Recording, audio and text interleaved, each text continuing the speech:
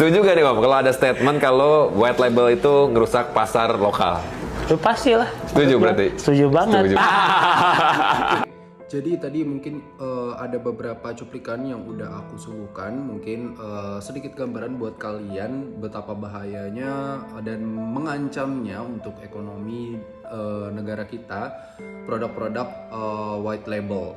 Nah, kali ini kita akan bahas apa itu produk white label, tapi sebelumnya kita kenalan dulu. Nama aku Raihan dan aku adalah mahasiswa dari Muhammadiyah Surabaya, dan aku adalah salah satu owner brand lokal karena kita adalah local pride, dan brand aku namanya Vitimeci. Nanti akan aku sertakan di atas ini Instagramnya. Kalian boleh banget buat mampir-mampir, terus DM akunnya, bisa stalking juga kalau mau DM nanya-nanya, mau sharing-sharing, aku welcome banget guys. Oke, back to the topic. Langsung aja kita bahas apa itu produk white label itu sendiri. Produk white label adalah barang atau jasa yang diproduksi oleh satu perusahaan, namun kemudian diberi merek dan dijual oleh perusahaan lain seakan-akan merek penjual lah yang memproduksi. Contoh, sebuah pabrik membuat sabun generik, lalu banyak merek berbeda membeli dan memberi label sendiri pada sabun tersebut tanpa memproduksinya sendiri. Dan untuk dampak negatif produk white label untuk ekonomi Indonesia, itu yang pertama ada melemahkan pengembangan industri lokal dan manufaktur, karena merek lokal memilih membeli produk white label daripada membangun proses produksi sendiri. Yang kedua, persaingan harga yang sangat ketat, lalu kualitas produk bisa tidak terkontrol secara penuh, dan ketergantungan pada impor atau produksi luar negeri.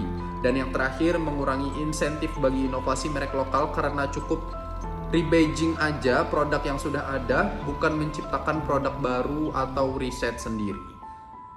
Oke, setelah ini kalian bisa lihat beberapa statement dari beberapa influencer yang sudah berkecimpung dan udah senior banget di dunia local brand. Sebenarnya ini ada lagi yang sekarang agak-agak ini selain KW ini.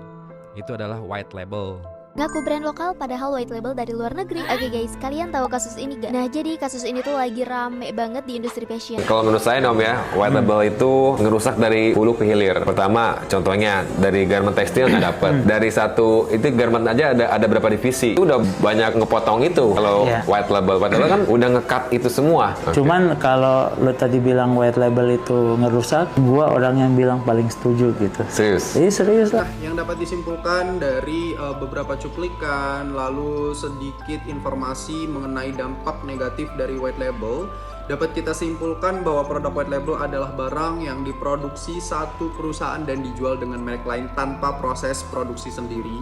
Meskipun menawarkan kemudahan memulai bisnis, model ini berdampak negatif pada ekonomi Indonesia karena melemahkan industri manufaktur lokal, menurunkan nilai tambah di dalam negeri, menciptakan persaingan harga yang tidak sehat, meningkatkan ketergantungan pada impor, serta menghambat inovasi kualitas produk lokal.